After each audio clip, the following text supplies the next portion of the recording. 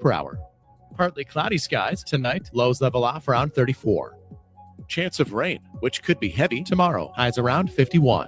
Get weather anytime by calling 824-6101 or online at TaylorvilleDailyNews.com. Currently 32. WTIM.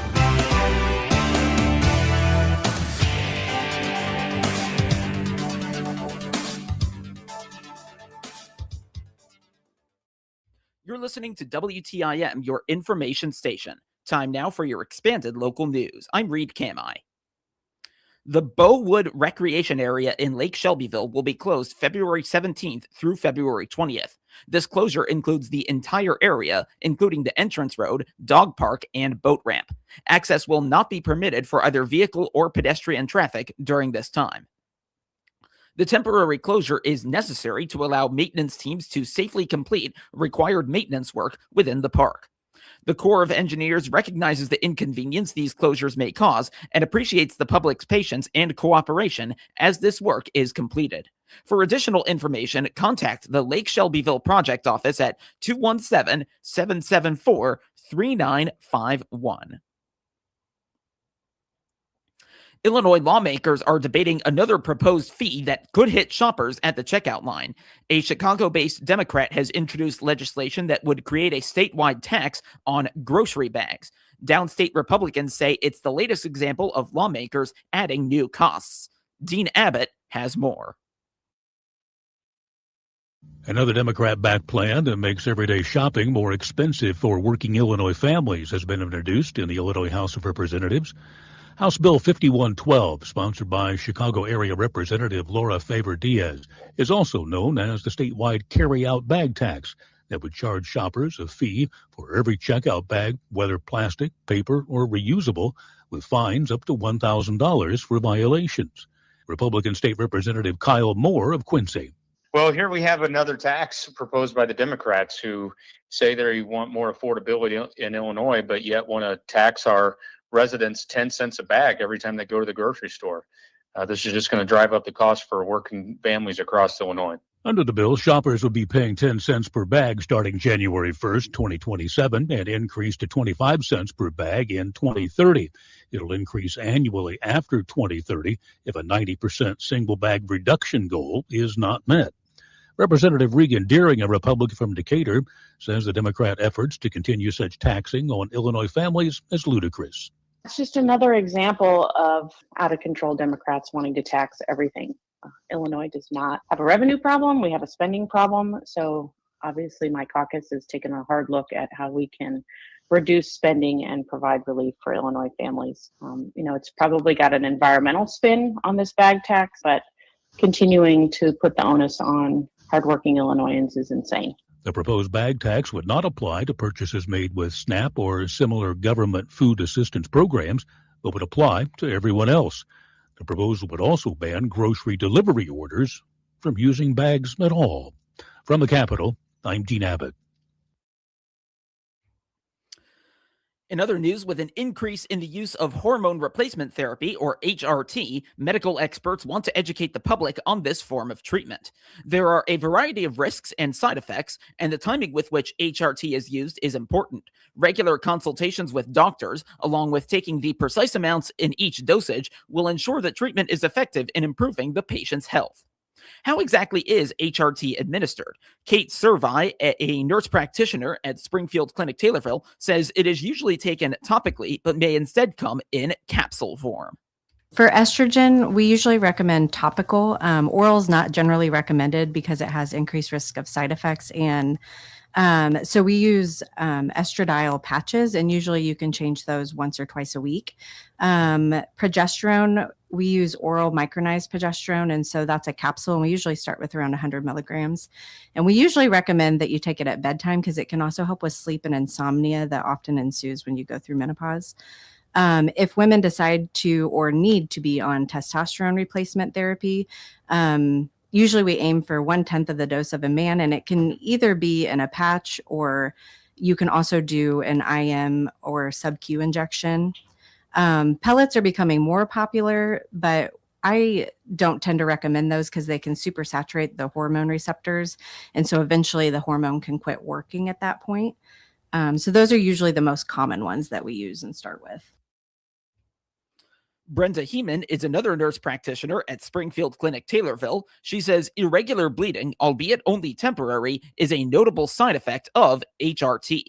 So a lot of times when you're on hormone replacement therapy, we want to start you at a lower dose and then gradually increase based on your symptoms and effects of the hormone replacement therapy. But common side effects can be breast tenderness, especially that first week after starting hormone replacement therapy. Some women have nausea, bloating. Sometimes they can have a little bit of change in their stools. It's not very common, but it is a possibility. Depending on how long they've not had hormones. Sometimes like initiating hormone replacement therapy, they can have a little bit of headaches. Some women can have irregular bleeding. So like if you haven't been on hormone replacement therapy and you're started back on hormone replacement therapy, sometimes you can have some spotting. Sometimes you can have irregular bleeding. It's typically temporary. There can be a little bit of mood swings with starting hormone replacement therapy. Usually nothing extreme. As for how long the treatment takes, there is no explicit time limit. For this reason, experts recommend that patients see their doctor every 3 to 6 months while on HRT. As with any medication or hormone that you're on, you want to be on the lowest dose for the shortest duration.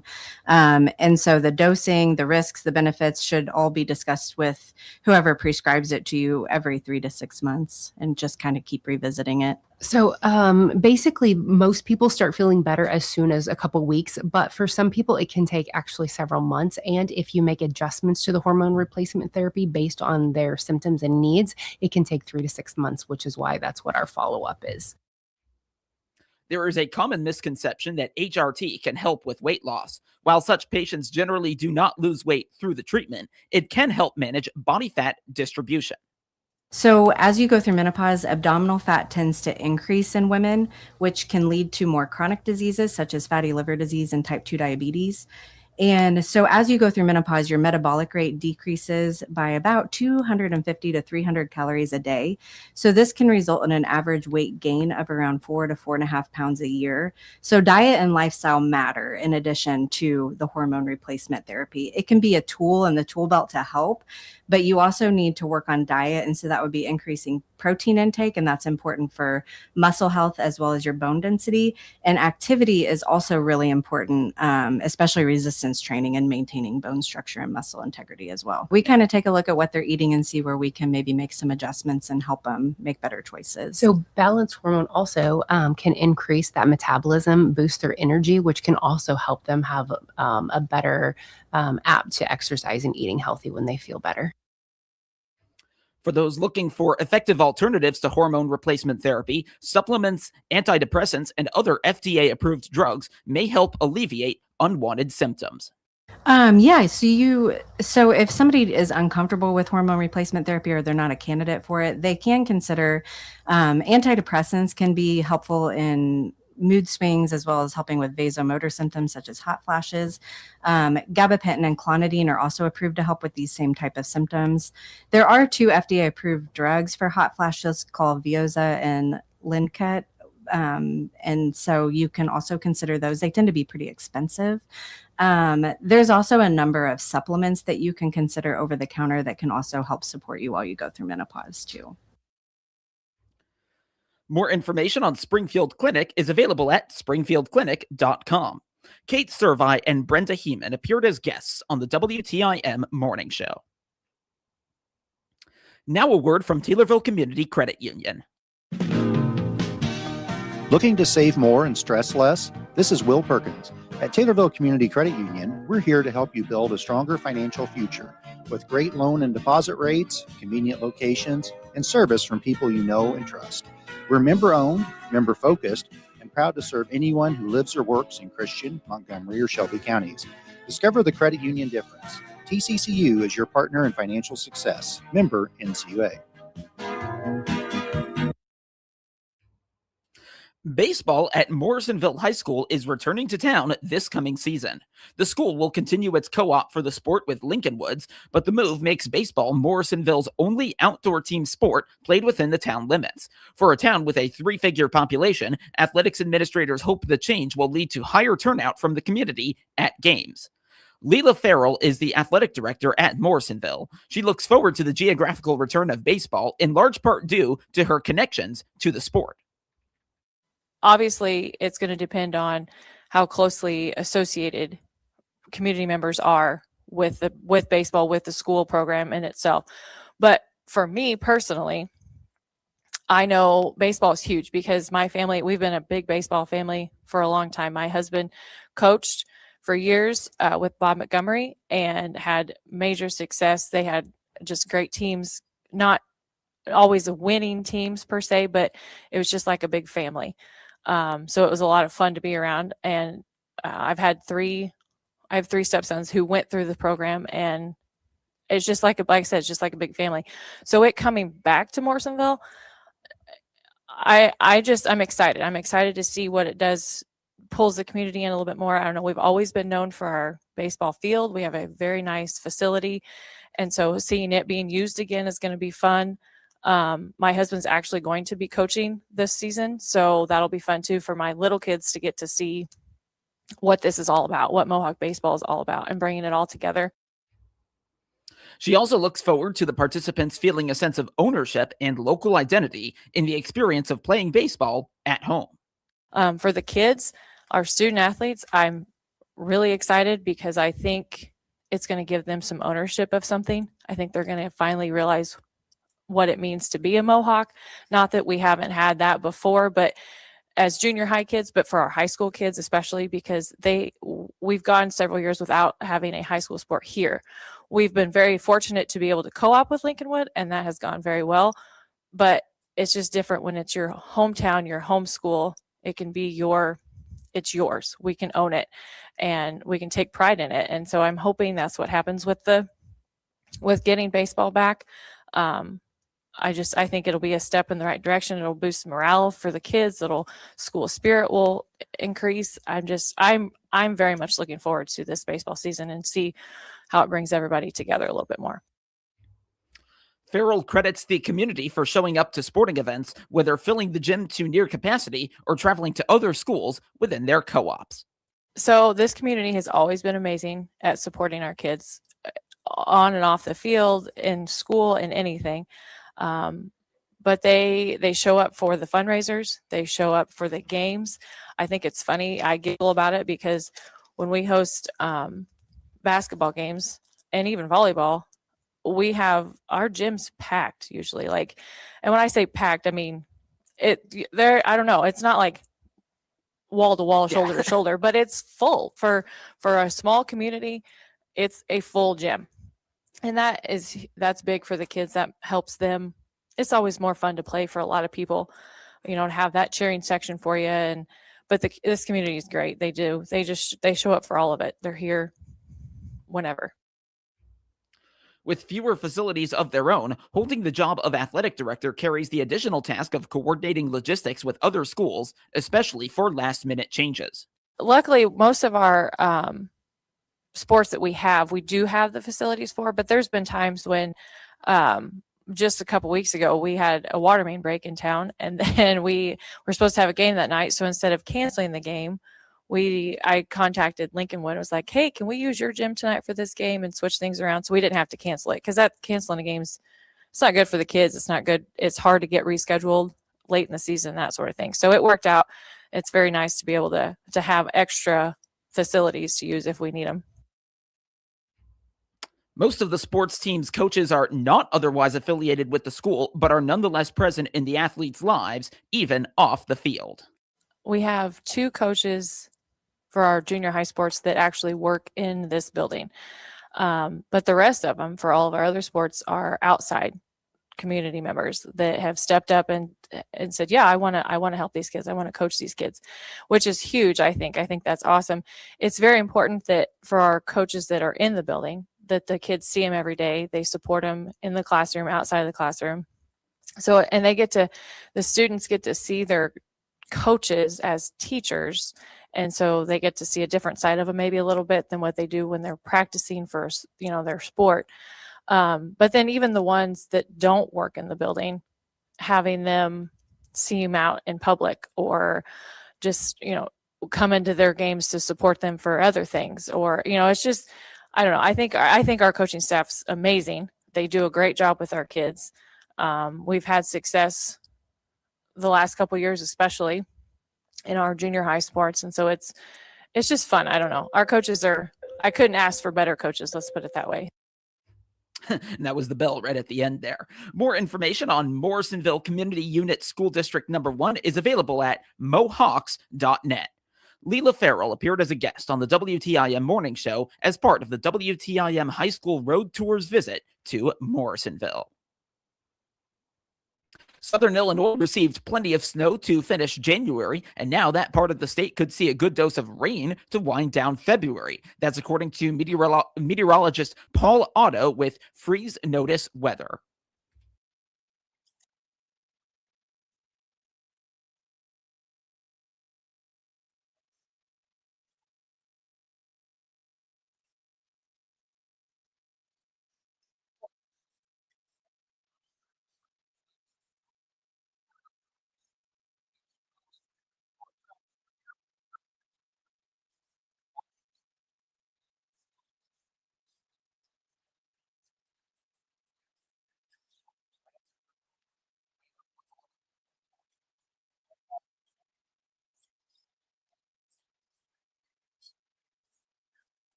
East Central Illinois remains the area of the state that needs the most moisture as spring approaches. Champaign County and portions of Coles, DeWitt, Douglas, Edgar, Ford, Iroquois, McLean, Moultrie, Piatt, and Vermilion counties remain in extreme drought or D3 status, according to the latest U.S. Drought Monitor. That part of the state should only receive normal precipitation levels to finish the month. An Illinois congressman wants to provide one-time payments to commodity producers across the state. It's part of the Farm and Family Relief Act, in which Democrat Eric Sorensen joined ranking member Angie Craig from Minnesota and other members of the House Agriculture Committee to craft. The bill aims not only to provide one-time payments to row crop commodity producers, but also to delay for 4 years the cost shift of SNAP benefits to states.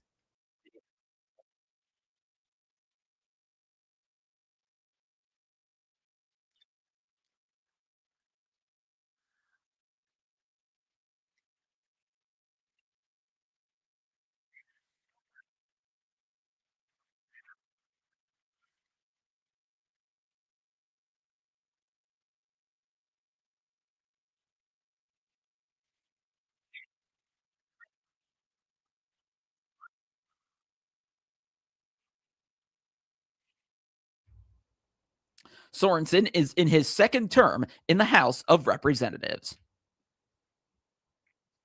Now to obituaries, which can be found at TaylorvilleDailyNews.com. 84-year-old Dale Frederick Murray of Chatham, formerly of Taylorville, died on Tuesday. Visitation is tomorrow from 10 till 11 at St. Mary's Catholic Church in Taylorville. A funeral mass will immediately follow. Burial will be at Oak Hill Cemetery. Funeral arrangements are being handled by McClure Funeral Home and Cremation Services in Taylorville. 65-year-old Leroy Kent Klinger of Clinton died on Sunday. Visitation is this Saturday from 10 till 11 at Perfetti and Sally Funeral Home in Morrisonville. The funeral service will immediately follow. Burial will be at Morrisonville Cemetery. Funeral arrangements are being handled by Perfetti and Sally Funeral Home in Morrisonville. 84-year-old Barbara F. Miller of Taylorville died on Sunday. Cremation rights have been accorded. Arrangements will be made at a later date. Those arrangements are being handled by McClure Funeral Home and Cremation Services in Taylorville. 86-year-old Herman G. Buzzy Lancaster of Morrisonville, formerly of Kincaid, died on Tuesday. Visitation is today from 10 till 1 at Masterson Funeral Home in Kincaid. The funeral service will immediately follow. Burial will be at Oak Hill Cemetery. Funeral arrangements are being handled by Masterson Funeral Home in Kincaid. 87-year-old Patricia Jane Kutch of Taylorville died February 4th. Visitation is today from 10 till 11 at McClure Funeral Home in Taylorville, with the memorial service immediately following. Interment will be at Oak Hill Cemetery. Funeral arrangements are being handled by McClure Funeral Home in Taylorville. 81-year-old Edith Louise Moore of Mount Auburn died January 31st. A memorial service will take place today at noon at Mount Auburn Community Center. Funeral arrangements are being handled by Sutton Memorial Home in Taylorville. And 88-year-old Sona Beavers of Taylorville died January 16th. A memorial mass will take place on March 6th at 10 at St. Mary's Catholic Church in Taylorville. Interment will be at Green Hill Cemetery. Funeral arrangements are being handled by McClure Funeral Home and cremation services in Taylorville. Get local news anytime at TaylorvilleDailyNews.com and every hour as well right here on WTIM, your only local news radio. We're expecting a high today of 56 degrees with sunny skies. Tonight, increasing clouds, a low around 34. This is Blaine Cornwell with Prairie State Insurance. Life can be complicated with a lot of uncertainty in the world today. In farming, so many variables are out of